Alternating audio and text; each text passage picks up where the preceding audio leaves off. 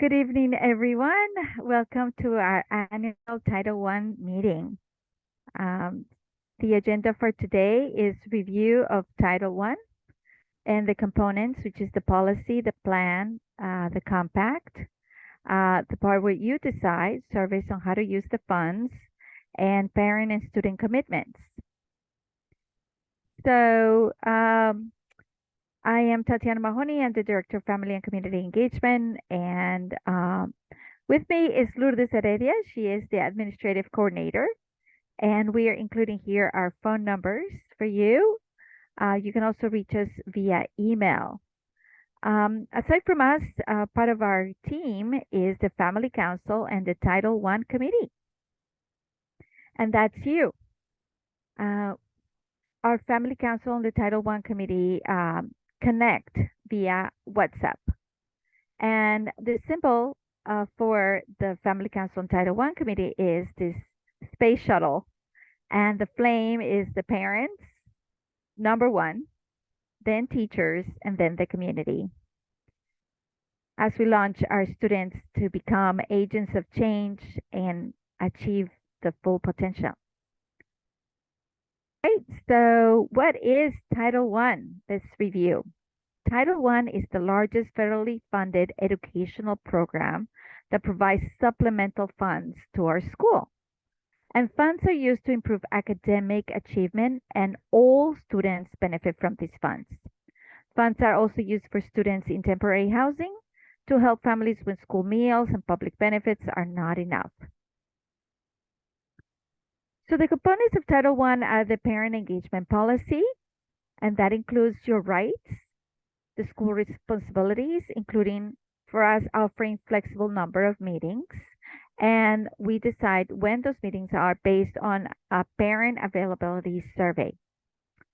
Then there is the parent engagement plan, where we laid out our plan for family engagement, and it is for families to be informed, engaged, equipped, and empowered. And to be able to equip you and empower you, we use Title I funding, and you decide how to use those funds to provide workshops and also to allow us to have events in our school. And the Title I committee is the one who decides how to use those funds. And it's under right now at the leadership of one of our mothers, Gloria Sanchez. The school parent compact is actually like a contract between the school, the parents, and the students. And it is to, aside from what are laying out all the dates and how to connect, it also lays out your responsibilities, your commitments, and the student responsibility and the student commitments. And so all these three components of the Title I are done annually by all stakeholders, the school, the parents, and the students. So if you were to click on the parent engagement policy or the parent engagement plan, which you can find it on our website under families, you will find that is from last year, and it hasn't been updated because after these meetings and after learning from you what your interests and needs are, then we'll be able to update it. So in terms of the policy, our need is to, on our end, to provide a high quality curriculum and instruction in a supportive learning environment, enabling the students to meet New York State's student academic achievement standards. You can find here some of our scope and sequence of all the classes that we offer for our students. And here for our high school, right? And as I was mentioning here, under families, if you find out who are our family council members, their family council vision, the bylaws, the minutes of meetings they've taken, and all the components of the committee, of Title I in English and in Spanish. All right, so Aside from us providing the information about what we offer for our students to make sure they meet academic standards, need to lay out our goals. And our goals are to improve academic achievement, enhance graduation rates, strengthen college and career readiness, improve attendance and reduce chronic absenteeism, establish a safe and positive school environment, enhance staff professional development, and strengthen community and parent engagement. As you can see, the last four goals involve all of the community, all the parents, not just us. So that's why this is part of the component of Title I for us to work together. Also, as part of our policy is to share with you how your child is doing academically, and that's why we have parent-teacher conferences. This year, we made some changes so that you know ahead of time how your child is doing. And on September 29, we're going to have our first parent-teacher conference, and it's going to be in person.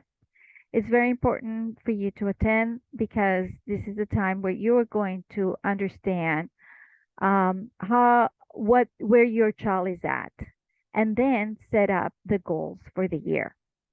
So you will be speaking with your child's advisor or counselor, and they will explain all the assessments that your child has been taken, all the credits that your child has achieved, and where in the path to graduation your child is at, and how to read the assessments so that you and your child are well aware of where they stand.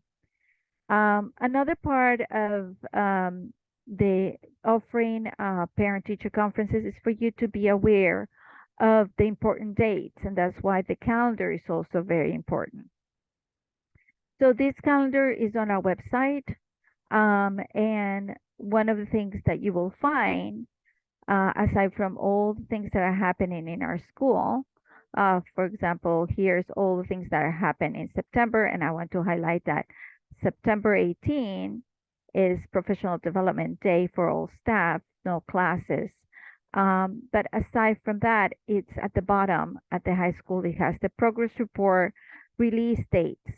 So when is it that the trimesters begin and end, where the progress reports given out? And this is important for you because say your child you're checking on Alma, which is the next component with Alma, to check your child's progress, and say your child has a low mark in some, let's say social studies. And so if you know that that this is that there's not the end of the marking period yet, and the progress reports are not going to be released yet, so then you still can advocate and help your child advocate to repeat maybe to retake a quiz, or go over what happened and why your grade is not as high before all the grades are submitted. So that would allow your child to learn and master whatever skill they did not master.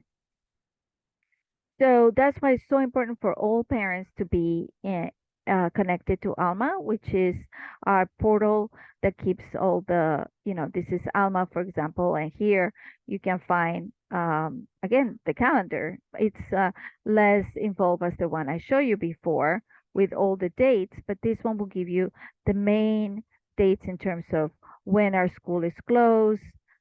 It's black, or when there is a professional development, which will be yellow. So in this case, it will be here on September 18. And this will help you also plan your vacation and things like that. All right, so we also, through Alma, you're able to connect with our teachers because it includes the email addresses, which is also always our first name dot last name at ilcs.org. And you will allow us to have to respond within 48 hours. If for some reason the teacher is not responding within those 48 hours, we encourage you to please come to enjoy reach out to us and or our office so that we can help you get the answers that you need. And aside from that, also part of our responsibility is to provide you with opportunities to volunteer. Our school follows the Barzano framework of highly reliable schools. And in this framework, the number one, level one, is how to create a safe, supportive, and collaborative culture. And this is the part, the level where we work with all the families that we must work together to achieve our goals. The rest of the levels, uh, the leadership can take care of with our teachers and and all the different things that we need to provide for the students. But the one that we need your support is with level one. So because we do within this framework, then we have to plan how we work together. And one of the things with Title One is that they give us 1% of the total Title One allocation towards parent engagement. And so you decide how to use that 1% for involvement that again are for activities that support student achievement. So you provide us feedback as well, you pose questions, you express ideas. For example, our family council is divided into different committees, and if those committees are also uh, put together to help families with their needs and towards the goal to provide student success.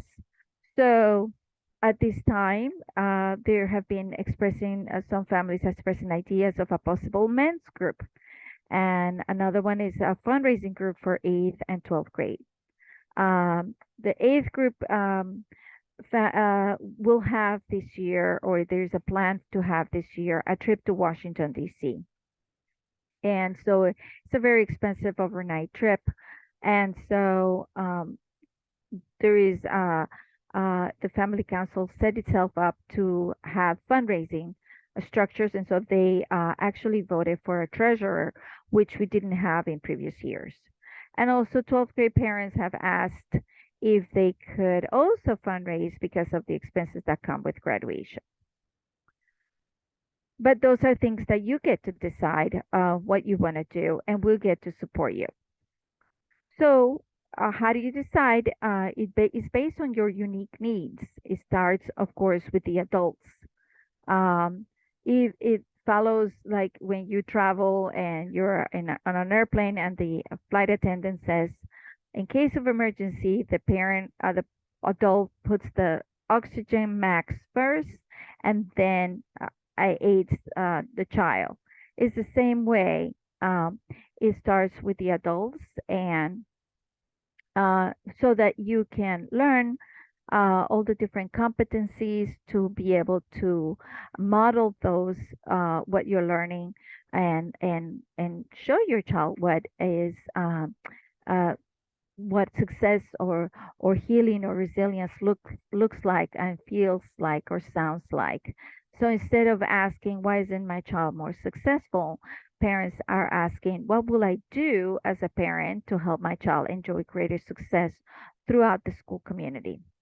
And you look first is for self-awareness. What do I need as a parent? And so based on that, then we can look into the workshops, and some of them that we have offered in the past are free, some are not. Most are via Zoom because we took again the parent availability survey, and the majority said that they wanted in Zoom. But some workshops to be effective need to be in person. And once you decide which ones you're interested in, the Title I committee will approve if payments need to be done. So what are the needs? Well, we follow the Maslow hierarchy of needs, and there are five physiological needs, and this can happen if the family is a new arrival and don't have a job yet, or maybe it's more like It has happened in the past when there was a flood and the family ended up in a shelter or a fire, and same in regards. So there is students in temporary housing or students who are sharing the whole family one bedroom, well, they're still able, to establish themselves in this country. So those needs, because of that, we also set aside funds for families to make sure that our students get those needs met. But the other ones of the psychological and self-fulfillment needs, those are the ones that can be achieved uh, through modeling and for parents to be empowered and equipped and empowered through some of our workshops and some of our events. So, as I mentioned before, the set aside funds for the level, the first two parts of the psychological and safety needs, those set aside funds that are part of Title I, it would include like technology if there is a need for remote learning, emergency food when school meals and public benefits are not enough, eyeglasses if not available through Medicaid or insurance or other sources, tutoring or counseling for students who need more support outside teachers' office hours, school clothes, uniforms, academic programs or educational support if there is fee involved, which some of them are in high school, tutoring, counseling, intervention programs, and emergency supplies. And again, this is only available through these funds for students in temporary housing. So, in terms of the other parts of the pyramid, the social and self actualization needs, here are some of the parenting workshops that we offer. And I want to point out that some of the things that will, even if you don't vote, everybody votes, we do have to offer because we know that it's part of what will help us to have a school that is safe, supportive, and collaborative. So, under our Marzano framework. So, one of the things that is not something you will vote, but I just wanted to stress is the handbook series, which we've been doing on Wednesdays at 12 noon, so that you are aware of what are the foundation of how we relate to one another, what is expected of one another. Now, in terms of the workshops, as I said, we have in categories this year self management, and we have one series on how to talk to kids about sex. Then we have, and it's a long series. The other one is a new is investing in your health and future, good hygiene habits, self-care, goal setting, and that's $2,000 that they're offering. What you need to know about substance use with Dr. Mo. Dr. Mo is from the Boston's Children's Hospital, and they are the home of research in substance use and brain development in the country. So we have access to that. In terms of self-awareness, leading with behavior, what is the belief behind the behavior? Sometimes we say, well, my child was such a good child. What happened? And it can be with what stories are they telling themselves in their heads. So, and how do we adjust our parenting? The other one is a Circle of Security. It's once a month. At this time, it's only being offered in Spanish, but we're looking for in English. If and it's all based on attachment-based theory. Um, the other one is parenting under stress, and that's how do you know? Sometimes we say things to our children, and then we're like, why did I say that? Um, and it's because we are under stress and things come up. But if we are aware of those things, then we can quickly correct and achieve what we want to do in our parenting. And that to be effective has to be in person. Understanding mental health and how to help. New York Psychological Counseling Center is offering that for free. And then parent behavior training. It's a $1,200. Again, it may be only available in Spanish. In terms of decision making, we have Ages and Stages from the Search Institute, which the Search Institute we use as part of our complement to our character strong curriculum for our advisory classes that we offer our kids. Students take advisory twice or sometimes 3 times a week. It's not an optional thing. It's part of requirement for them to take those classes. And again, those it comes with a strong curriculum, and part of it is coming from the Search Institute. And it's all about development and what to expect from our children based on their development. So it helps. It's very helpful for you to know, and it uses the same vocabulary, so it helps as well as you connect with your child. The other one is autism and self-direction resources, and that is for $200. We have the brain series, which we are offering even because we think it's very important for you with according to all the findings and science and how children learn best. So we think it's very, very beneficial, and we are offering that as well as collaboration through family meetings. And it's all about communication and how to best communicate with your child. We also have learning styles for $100 and setting yourself up for academic success, vision, mission, values, time management, organizing your workspace, how to use your school planner is with $2,000.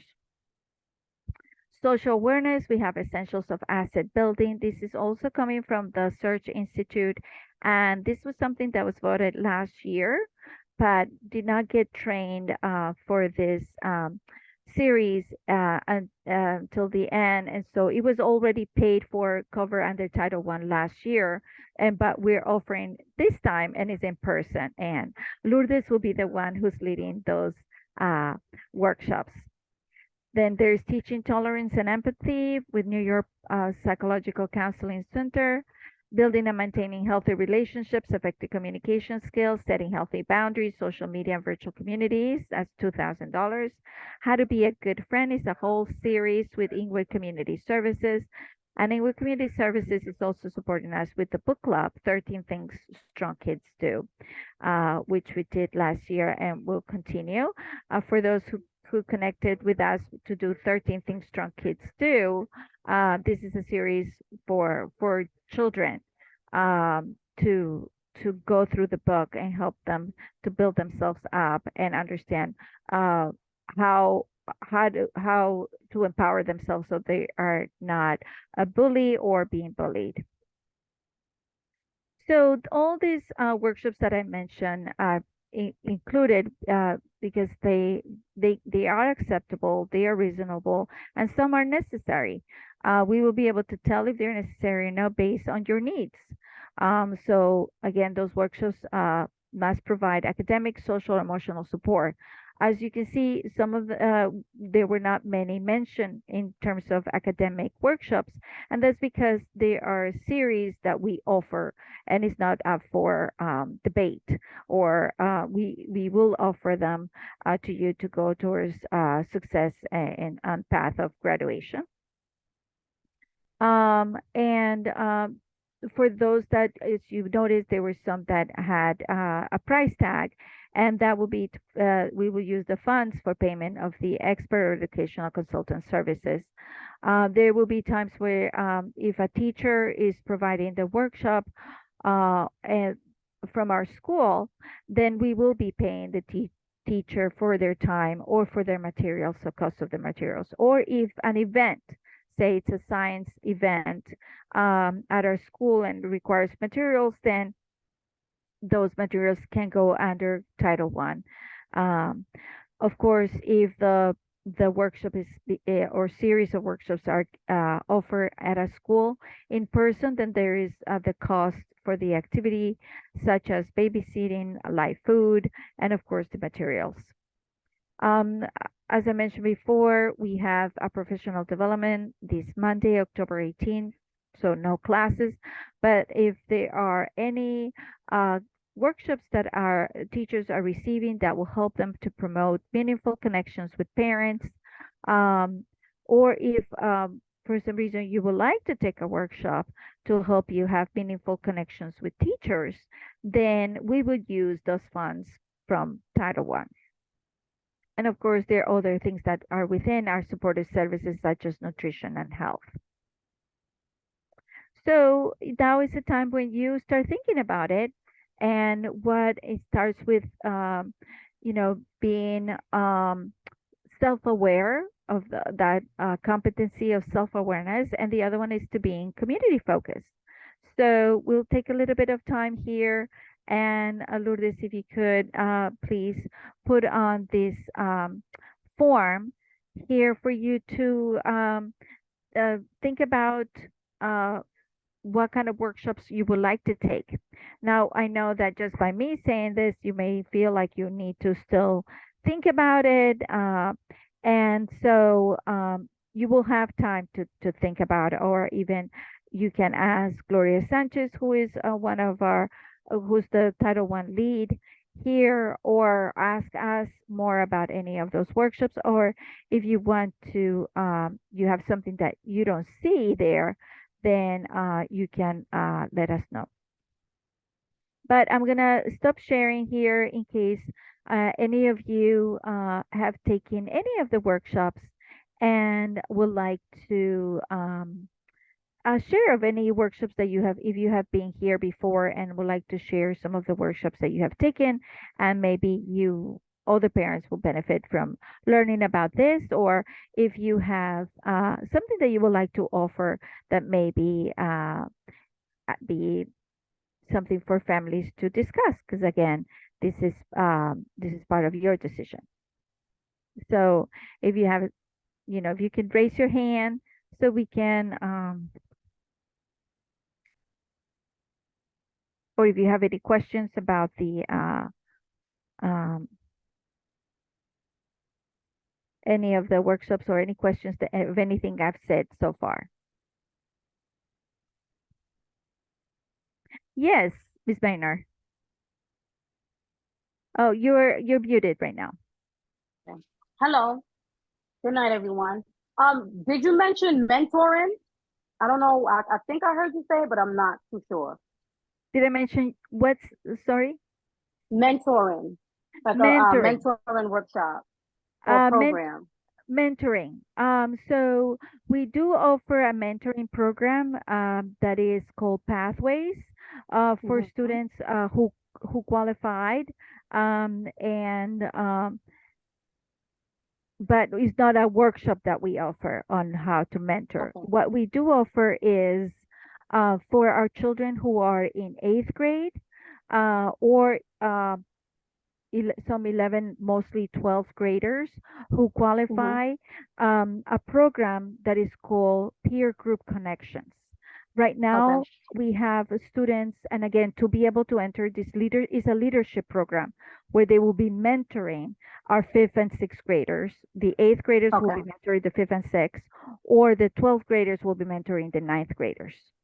Okay. So to be able to do that mentoring, they go through a whole leadership curriculum.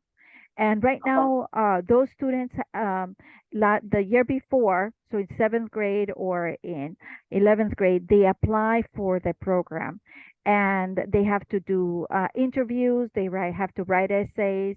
It's very competitive, and also, of course, the Mm-hmm. child must want to do this. And Okay. so, if they get approved, then again they go through the program, but it's with a whole curriculum, and then it's part of their leadership development. So it's something that is Okay. good question, because if your child is, again, let's say in seventh grade, this will be a time to say, okay, this is something that you can aim for, and or in 11th grade, this is something you can aim for. And that means also looking at your grades and looking how you're progressing, and how you're also displaying the character traits of our school, like being caring or have restraint, or you know being honest, so, and all those things also are talked about in advisory. Okay. Thank you. Okay. Thank you for that question. Anybody else has any other questions?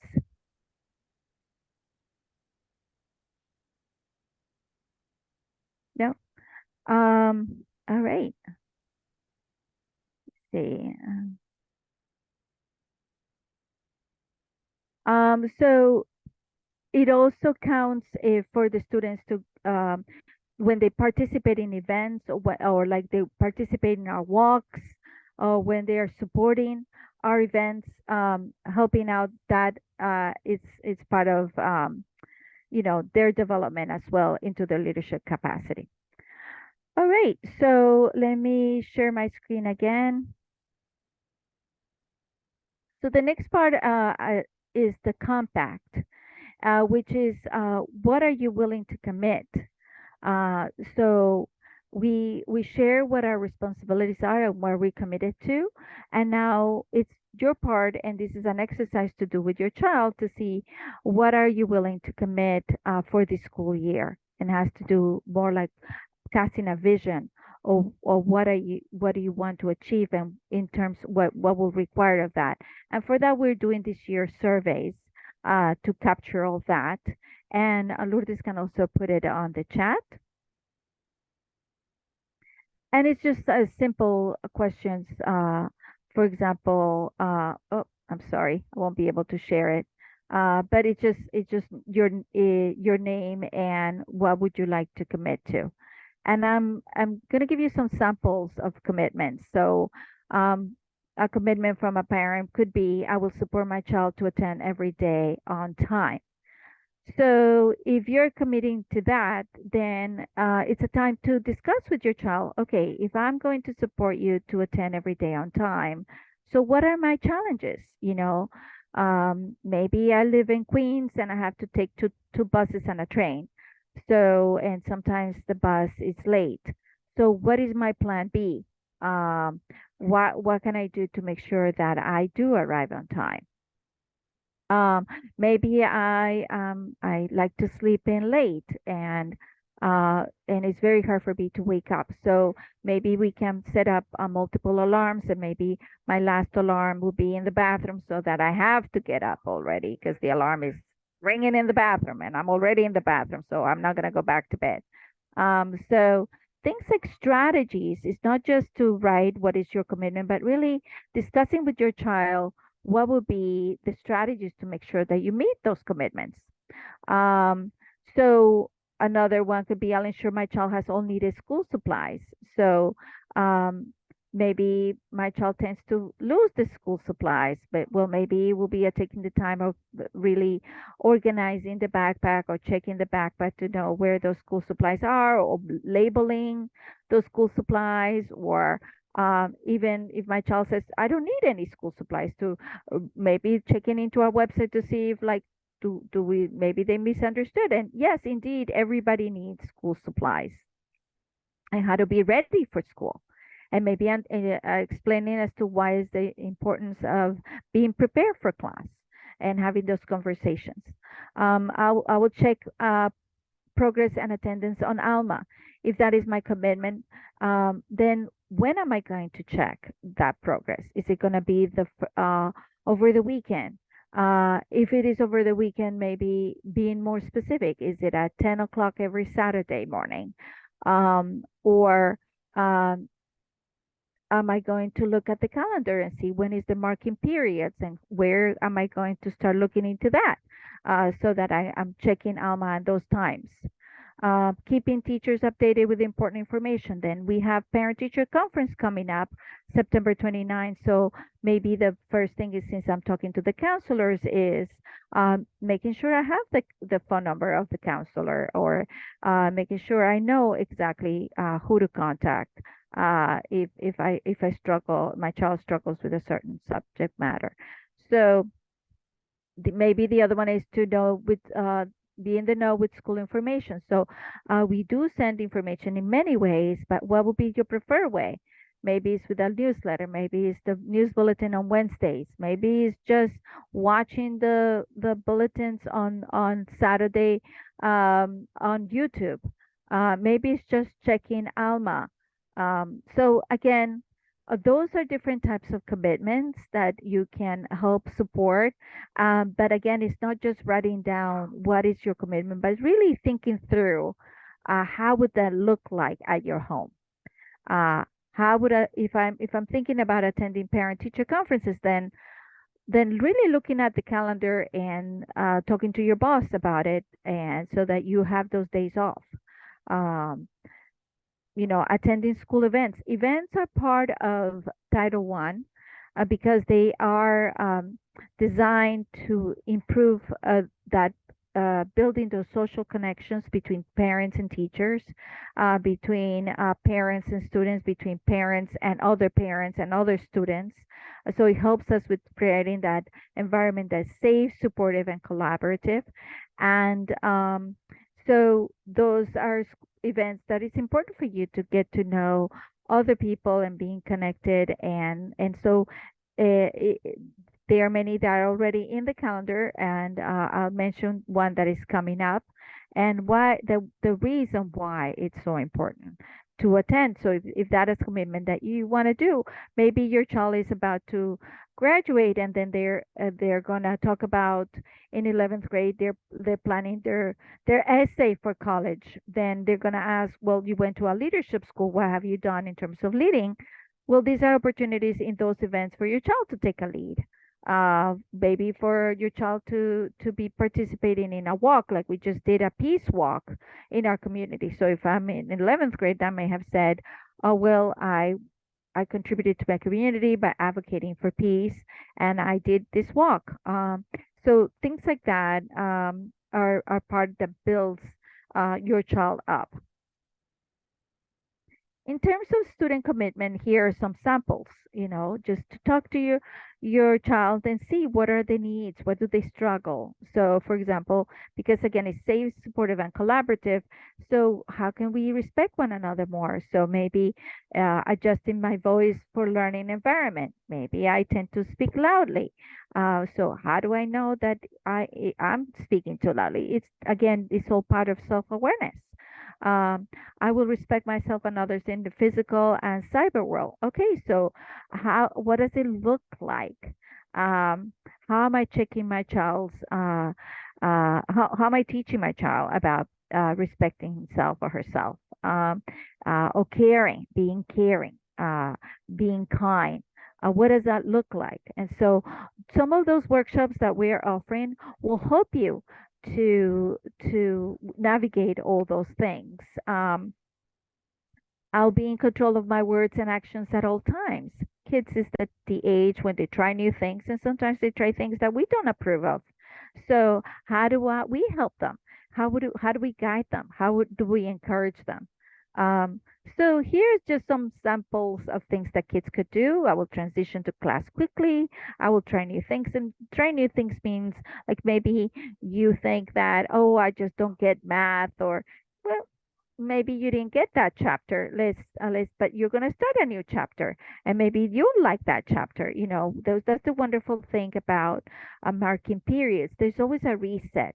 Maybe you didn't have a good time at that time, but is here comes a new marking period. Here comes a new subject matter that you're going to learn, but give that excitement of exploration and adventure, of trying a new thing, and giving it a shot of maybe learning it in a different way, so that you get help your child to see things in a new way, asking help when needed, so um, and again, use my device for educational purposes. So if my device is in my room, and then maybe I'm not, and I'm a child, maybe as a child, I may not have all the willpower to turn off my device at a certain hour and go to sleep. So maybe that's a way for, if that's the commitment, then to remove the device from the bedroom, or at a certain time. And that's something that could be in collaboration with the student to figure out what would be the best thing, and what can we do, what will work and what will not work, etc. So there are so many things. Some Those are just some ideas in terms of workshops. So many ideas in terms of commitments, and they're good. There are so many options, but so little time. We understand that you have, uh, you know, busy schedules, and we so appreciate you being here. And it's all good. But then how would you decide what you're going to do for this year? And what we encourage you is just to think about your plate and think about, you know, in your plate, how you're going to help to improve attendance, how you're going to help your child to be ready for learning and being organized. How do you encourage reading and learning? Reading is so fundamental, and so many lost it during the pandemic. And so it's so important for everybody to be reading. And that could be, we will be having a lot of connections of points to connect with the New York Public Library to make sure that you're aware of what's happening there, and making time as a family to read together. And of course, we're building a community of collaboration. So, how you sharing your ideas to make our community so much better? And one of the ways is this year we're going to do a few more surveys. So, September 29, when you come in to talk to your child's a counselor, we will also have a quick survey to let us know so that we can take a pulse of how we're doing in terms of being safe, in terms of being supportive, in terms of being collaborative, so that we can hear from you what you see and make those adjustments. We don't have to wait all the way till the end of the school year, or towards March when there is the big DOE safe environment, learning environment survey to make those changes. No, we can quickly change things and adapt them based on what you see as well. Our goal this year is not to have random acts of improvement, but make all our efforts align for a higher impact, allow us to be together more focused. And so we're excited about that. And the reason is because we lost a lot through the pandemic. And if we analyze how much time we have together, I just want to point that out that this year we have 38 weeks of school for middle school and 37 weeks of school for high school. That's only 155 to 160 teaching days total. So it's so important for, we mentioned so much attendance, because there is uh, so much can be lost if your child is not attending school, and that is very hard to recover.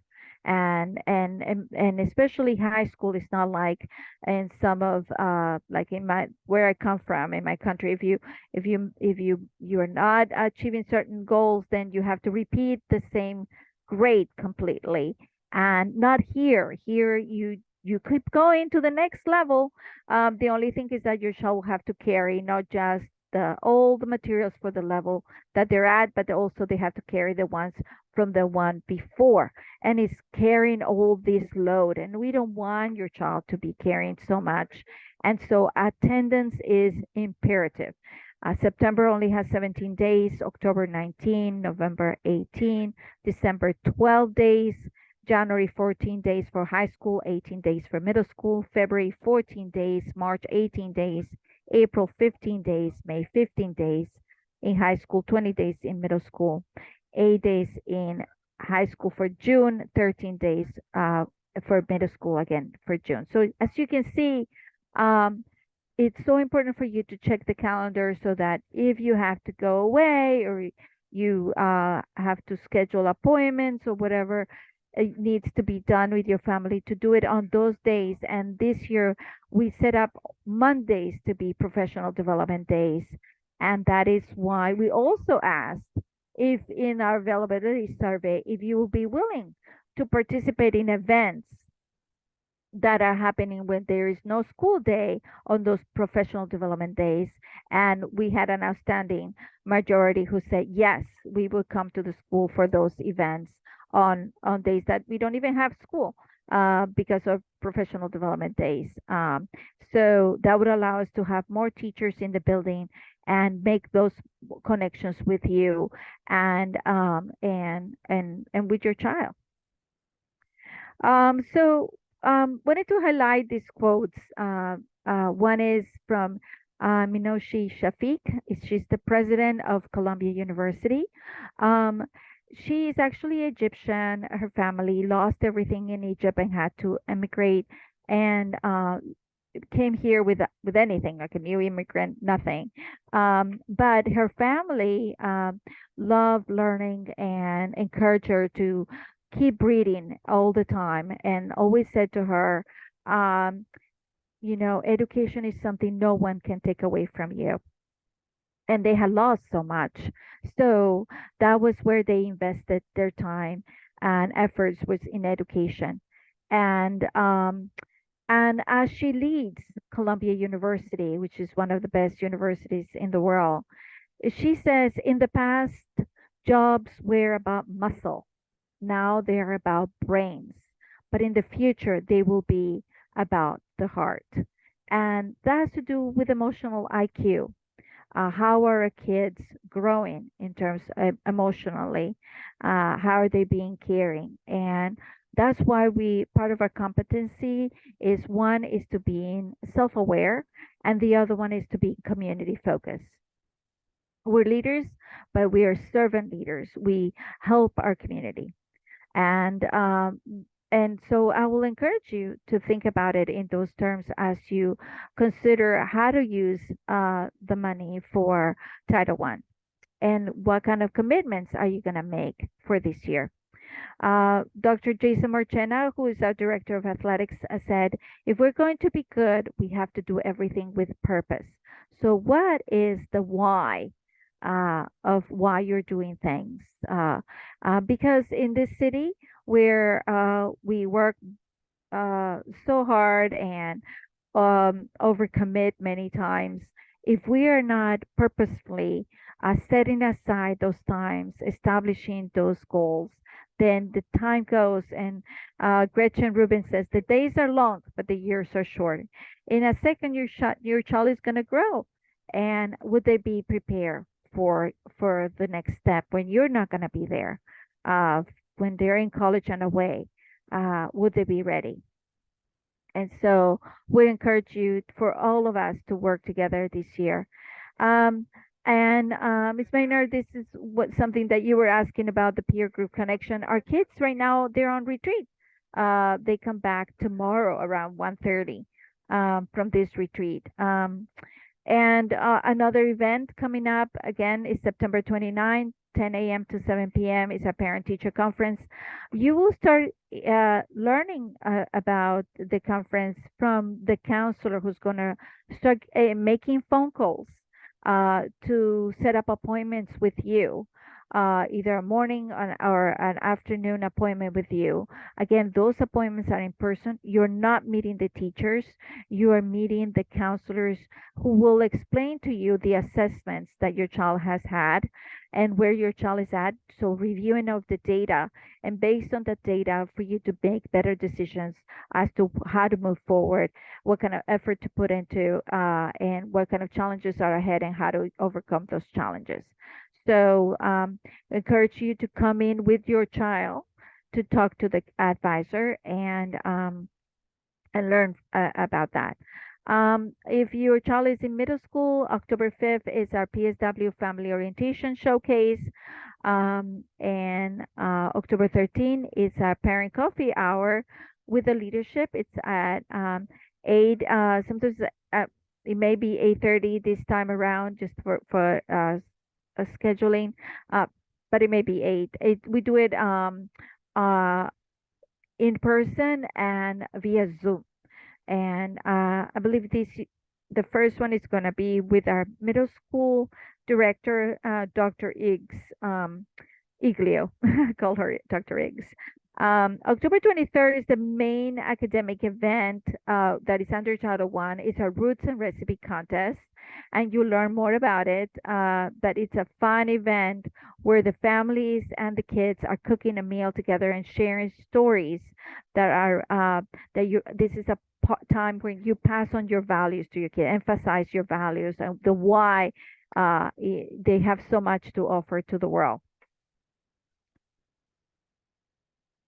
And so, again, I stress the handbook because it lays out the foundation of all our expectations. We did one September 6th that is available on our YouTube channel on attendance and how to connect to Alma. If you're not connected to Alma, we are hoping to be able to send links to all the families this weekend so that you connect, and the video on how to connect is available right now on our YouTube channel. We did this week, we talked about how to have a safe and orderly environment. And next Wednesday will be on discipline, and then the 27th will be on working together. As I mentioned before, please connect with Gloria Sanchez. Lourdes put a link on the chat for you to connect to the WhatsApp group if you're interested. And know that there are teams already for advocacy.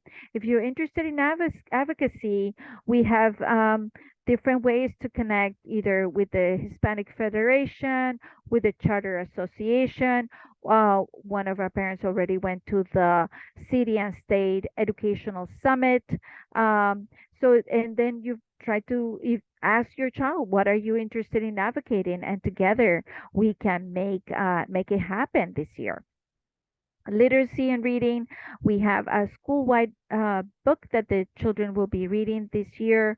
And of course, we have the book clubs. The wellness team has to do with a lot of the workshops that we're offering. College and career success, those are workshops that we will be offering as well with that team, that has to do on your path to graduation. Right now is for 11th grade or 12th grade students, to make sure that you have all your uh, uh, credits and on track, being on track, and as well as to preparing, if you're in 11th grade, for college essays, and also bringing all your tax reports for FAFSA, the federal aid for to pay for college. And then, of course, we have the community. We have a very active community board on WhatsApp, and where you can share uniforms or uh, information about taxes, information about uh, food stamps, giveaways, so many supports. And the Together We Can is on special education. Please follow us as well. We have our Trailblazers, have our website where you can learn all about our athletic opportunities for our children, when their tryouts are, when the games are. And of course, on YouTube and Class Dojo, we're starting just to connect our families to Class Dojo in fifth and sixth grade. Class Dojo is only for middle school. So why do we do all this? Well, first of all, before I go into that, it's so important for us to be able to get this done, is for every family to complete the lunch form. And our school is a Title I school, so you may say, well, my child doesn't take lunch, or maybe I earn $300,000 a year and I don't qualify. That's for economic resources, families who may be of low income. But it's not, because we're Title I. We've required that all parents complete the school meal benefits application, and we have those forms on at our office. And you can come in any day, Monday through Friday, from 8 a.m. to 3:40, and we'll give that to you. So again, why do we do all this? Studies show that children of families involved get higher grades, enter higher level programs, earn more credits, have good attendance, have better behavior, and go to graduate school. Again, you're the flame that's going to propel your children forward. And so, but you're not alone. We're here together, and we want to encourage you in this path, and onward, to belong, to grow, and to lead. Thank you so much for your time, and this concludes our presentation.